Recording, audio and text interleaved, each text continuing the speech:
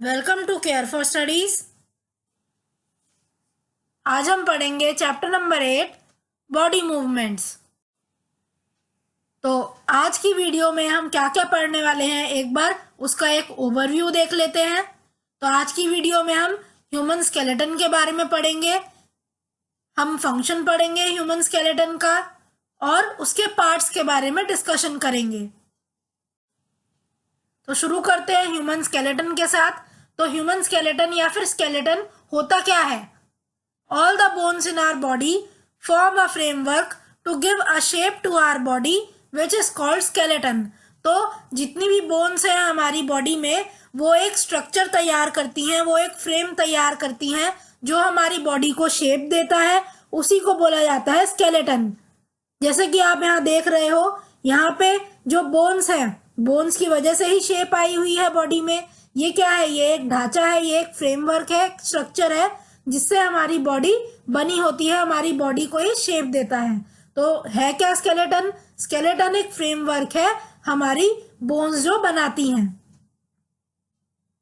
Skeleton of an adult has 206 bones. तो अगर मैं ह्यूमन अडल्ट की बात करूं, अगर मैं बड़ों की बात करूं, तो उनमें 206 बोन्स होती हैं। क्या आपको पता है कि एक जो बच्चा है, एक जो चाइल्ड होता है, उसमें 300 बोन्स होती हैं? मैंने अभी आपको बताया कि अडल्ट में 206 बोन्स होती हैं और जो बच्चे हैं, बच्चों में अडल्ट से ज्यादा बोन्स होती हैं, उनमें 300 बोन्स होती हैं। अब आप ये सोचोगे कि भाई अडल्ट में कम बोन्स कैसे? जो एक्स्ट्रा बोन्स हैं चाइल्ड की वो गई कहाँ? ये आपके दिमाग में क्वेश्चन आ रहा होगा। तो आइए इसके बारे में भी जानते हैं। As a child grows up into an adult, some of the bones fuse together। तो होता क्या है, बच्चों में जो हड्डियां होती हैं वो जैसे वो ग्रो कर रहे होते हैं वो जुड़ती जाती हैं, और जब वो जुड़ती हैं तो क्या होगा? जो छोटी छोटी बोन्स हैं वो आपस में जुड़ गई और एक सिंगल बोन बन गई। तो क्या हुआ? नंबर तो ऑटोमेटिकली कम हो ही जाएगा ना बोन्स का। तो इसीलिए बड़े होते होते जब वो अडल्ट बन जाते हैं तब नंबर ऑफ बोन्स कम हो जाती हैं। तो आप कह सकते हो number of bones in a baby is greater than the number of bones in adult.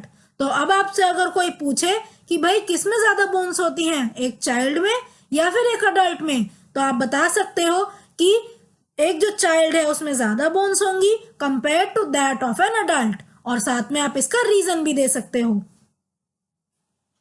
तो अब हम पढ़ते हैं फंक्शन ऑफ द स्केलेटन। तो अभी मैंने आपको बताया कि स्केलेटन होता क्या है। क्या होता है स्केलेटन?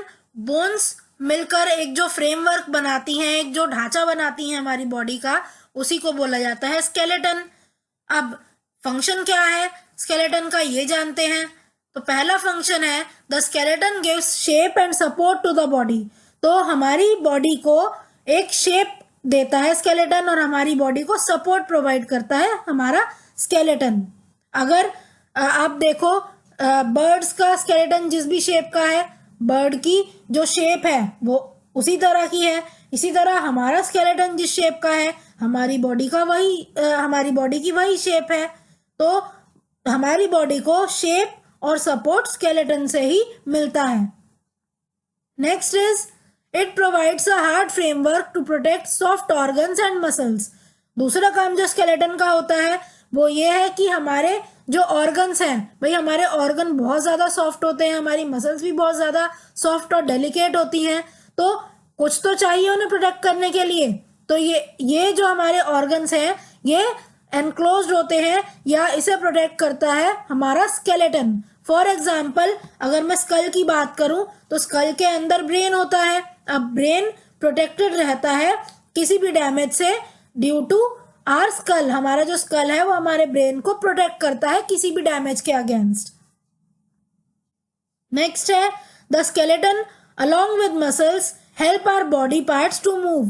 तो हमारे बॉडी पार्ट्स को मूव करने में हमारी स्केलेटन और जो हमारी हमारी जो मसल्स हैं वही मदद करती हैं। तो आप भाग पाते हो या मूवमेंट कोई भी कर पाते हो तो वो हमारे स्केलेटन और मसल्स की वजह से ही पॉसिबल है। Next is bones contain bone marrow which forms the blood cells. तो भाई हमारे स्केलेटन किससे बना होता है? बोन्स से, और बोन्स के अंदर क्या होता है, बोन्स के अंदर होता है बोन मैरो, और बोन मैरो हमारे ब्लड सेल को बनाने में काम करता है, तो इसीलिए ये भी एक फंक्शन है स्केलेटन का। तो हमारा जो स्केलेटन है उसके अब पार्ट्स के बारे में पढ़ते हैं। मेन 4 पार्ट्स होते हैं हमारे स्केलेटन के। पहला है स्कल, नेक्स्ट है बैकबोन या फिर वर्टिब्रल कॉलम, नेक्स्ट पार्ट है रिबकेज, और लास्ट पार्ट है लिम्स। अब एक एक करके इन सब के बारे में जानते हैं। सबसे पहले पढ़ते हैं स्कल के बारे में। क्या होता है skull? Skull is a hard structure made up of a number of bones fused together that surrounds and protects the brain. तो जो स्कल है वो एक हार्ड स्ट्रक्चर है जो कि मिलके बनता है बहुत सारी बोन्स का, और क्या होता है ये प्रोटेक्ट करता है हमारे ब्रेन को।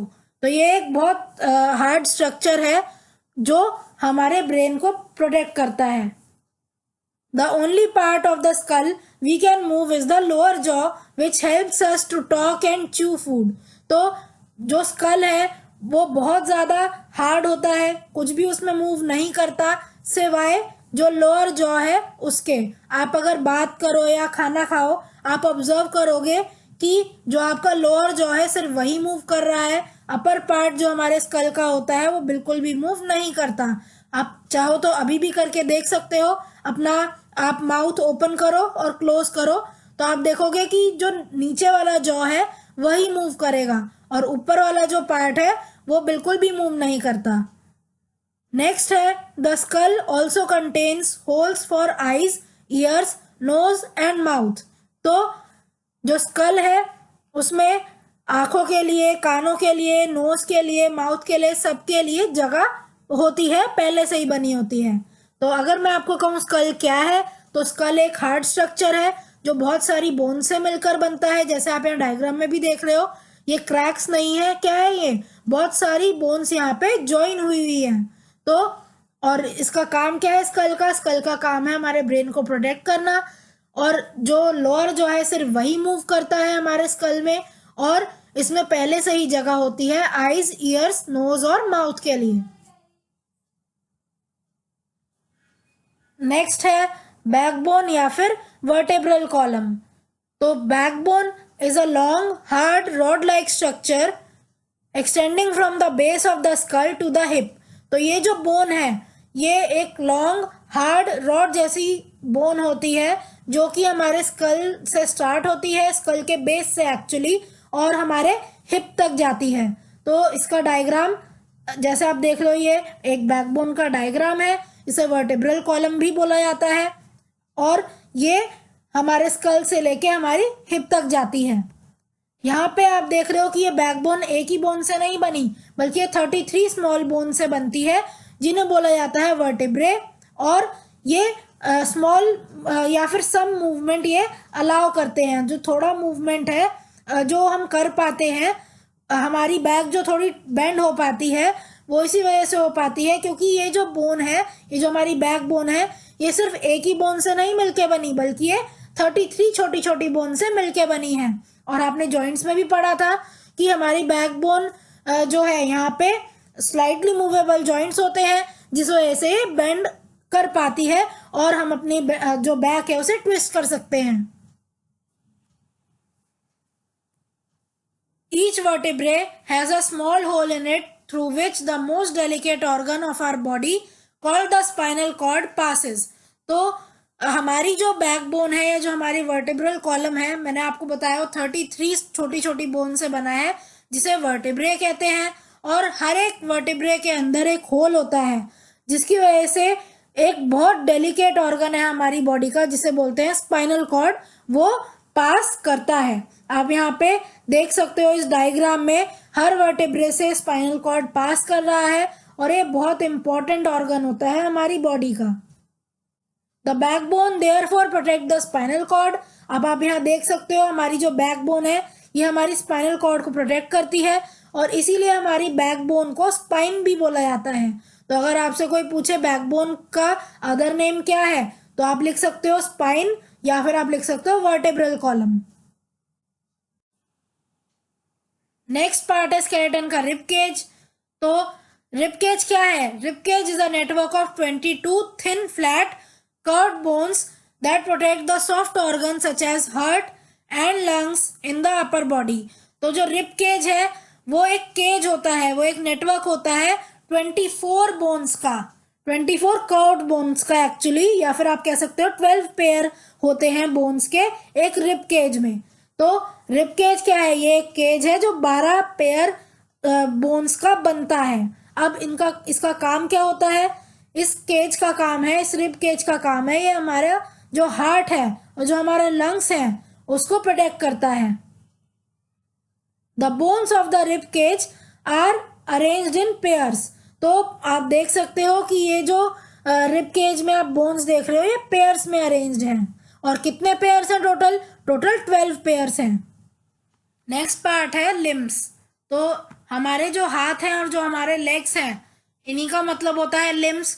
तो मतलब लिम्स दो टाइप के होते हैं, एक होते हैं फोर लिम्स मतलब हमारे हाथ, और एक होते हैं हिंड लिम्स या फिर हमारे पैर। और फीमर हमारी जो लेग्स है वहां पे प्रेजेंट होती है। फीमर हमारी थाई बोन को कहते हैं और ये लार्जेस्ट बोन होती है हमारी पूरी बॉडी की। तो ये याद रखने वाला पॉइंट है, लार्जेस्ट बोन पूछ लिया जाता है एग्जाम में। तो लार्जेस्ट बोन हमारी बॉडी की क्या है? वो है फीमर।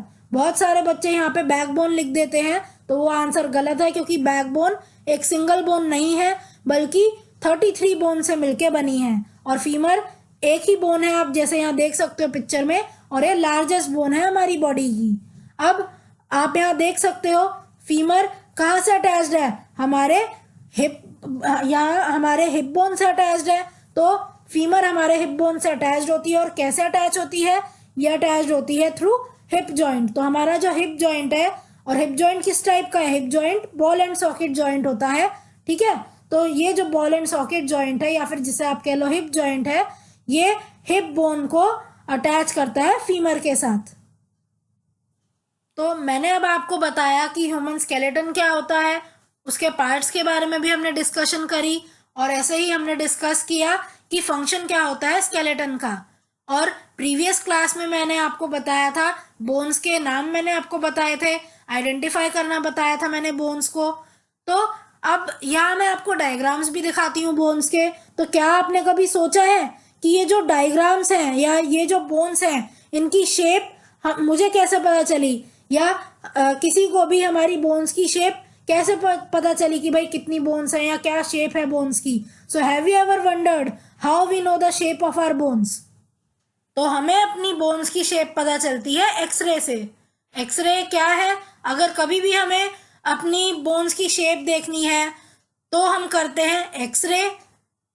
एक्सरे हमारी जो स्किन है, हमारा जो फैट है, टिश्यूज है, सबके अंदर चली जाती है, लेकिन हमारी बोन्स बहुत ज़्यादा हार्ड होती हैं और इसीलिए वो उसके अंदर नहीं घुस पाती, बल्कि उससे रिफ्लेक्ट हो जाती हैं और वापस आ जाती हैं।